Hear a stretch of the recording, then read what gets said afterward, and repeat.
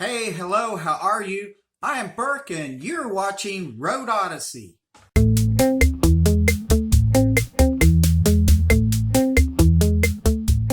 So, I was getting curious and I thought, I ought to look up and see just how far back do our currently paved roads go back. And as I started looking into that and you know, my original curiosity in that respect is why are there always so many potholes and why can't they ever just make a road and be done with it? Yeah, there might be some maintenance, but oh my God, they are just always working on a road. So, anyway, so that's why this video exists, is just my curiosity about roads.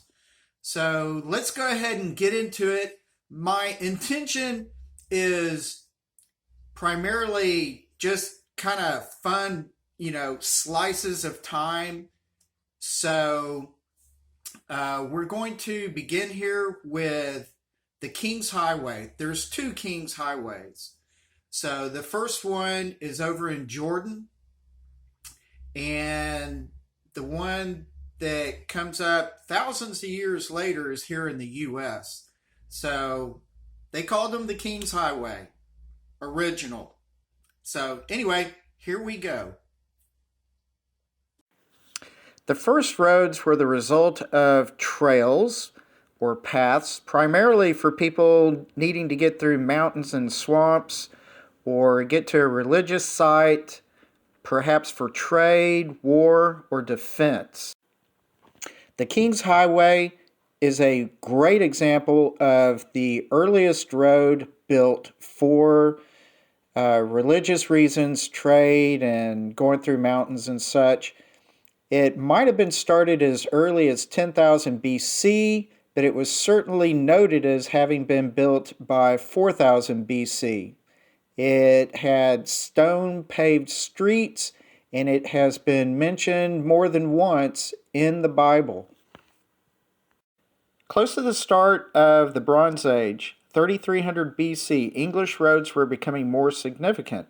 By 2000 BC, the Minoans in North Crete were also known to have excellent roads. Then, coming up to 500 BC in Persia, there's the Royal Road, which was extremely good and still used by the Romans later on.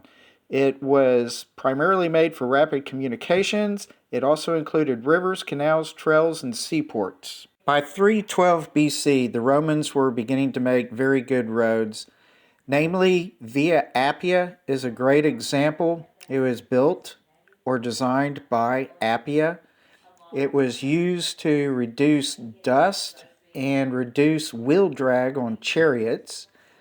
They were able to move faster, which meant their communications was also a lot faster. As a side note, the word highway comes from Roman roads, which were built higher than the surroundings. The second King's Highway is US 17. It was part of Native American trails.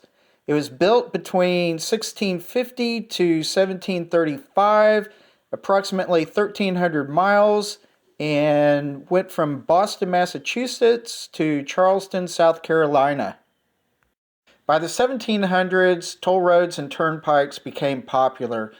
They had such improvements as cleaner rock, boards in the mud, and grading. One example turnpike was the Great North Road. By 1765, John Metcalfe, a blind road builder, was credited with providing better routes, foundations, drainage, and convex surfaces for the roads. In 1775, Pierre Trezeguet in France added the science of weight displacement to the construction of roads. By 1820, Thomas Telford in England provided more science that increased travel speed up to 10 miles an hour. Shortly afterwards, John McAdams, said to be the father of modern roads, created a harder surface by combining soil and stone aggregate. He also provided better leveling techniques. In 1902, Edgar Hooley invented tarmac. This was a result of him witnessing tar spilled on a road and being mixed with the aggregate and then compacted by the road traffic. This gave rise to the roller. Even with the new sciences for the roads, most cities, even pretty decent cities, still did not have very good roads, and when bad weather came through, they were nothing but mud. By the late 1800s and the turn of the century, cars were increasing in numbers. They did not operate well with roads as they existed at that time. Cars did operate well in the bigger cities where they could afford to have pavement of some type, yet the number of cars was still limited to those who were more wealthy. Wealthy automobile owners did perk the interest of many people by going on cross-country rallies and having car races. Carl Fisher took cars and roads a step further. His first idea was the Indianapolis Speedway, yet this still catered to the more wealthy class of people who owned cars. Up to 1912 and 1913, fewer horses were being seen on city streets. Technology was booming, although there were some disasters.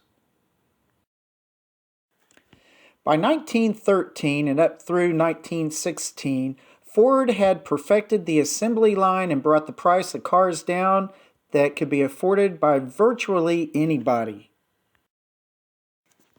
Primarily in the larger cities, traffic became a problem because of there being so many cars utilized. The rate at which cars were being purchased and used throughout the U.S. far outpaced anybody's ability to make an effective road for all of these new drivers. Road building equipment was advancing but still very primitive. In 1913, Carl Fisher announced his second main idea, and that was the Lincoln Highway that would stretch coast to coast from New York Square to San Francisco. It might be that Carl Fisher got his idea from people like Jacob Coxey, who in 1892 put together the Good Roads Bill but was never successful. He was actually beaten down by the government and big corporations. The technology used on this road was primarily man or mule with an occasional steam shovel. The first portions of the Lincoln Highway that were worked on were primarily made up of either gravel roads or crude asphalt roads. The roads were still primarily dirt and very difficult to navigate, even with the 1916 road guide to help you. There were road signs to help you navigate from coast to coast, yet they were often either cryptic, complex, uncomprehendable, or just very strange. In 1916, Emily Post and her son, as well as one other family member, drove the Lincoln Highway as far as they could, and she produced a diary of criticisms and comments about the highway, which ultimately led to improvements and the public's desire for the epic road trip. Although the roads were fairly well made in some places, they were not well made in others, so they did try to incorporate tar and put down tarmac or asphalt wherever they could. From 1914 to 1918, road construction took a little bit of a backseat because of World War I.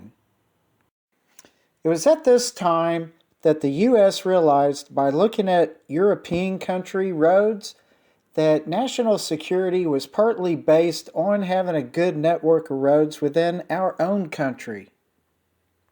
In 1919, Lieutenant Colonel Dwight Eisenhower, with a transcontinental motor convoy, showed just how bad the U.S. roads really were, and he specifically said that they could not meet present-day traffic requirements. Eisenhower's report explained that paved roads and well-made bridges were vital to national security. This led to the 1921 Highway Act. As a result of that act, many more highways began to crop up. And it wasn't until 1928 that the Lincoln Highway was actually completed.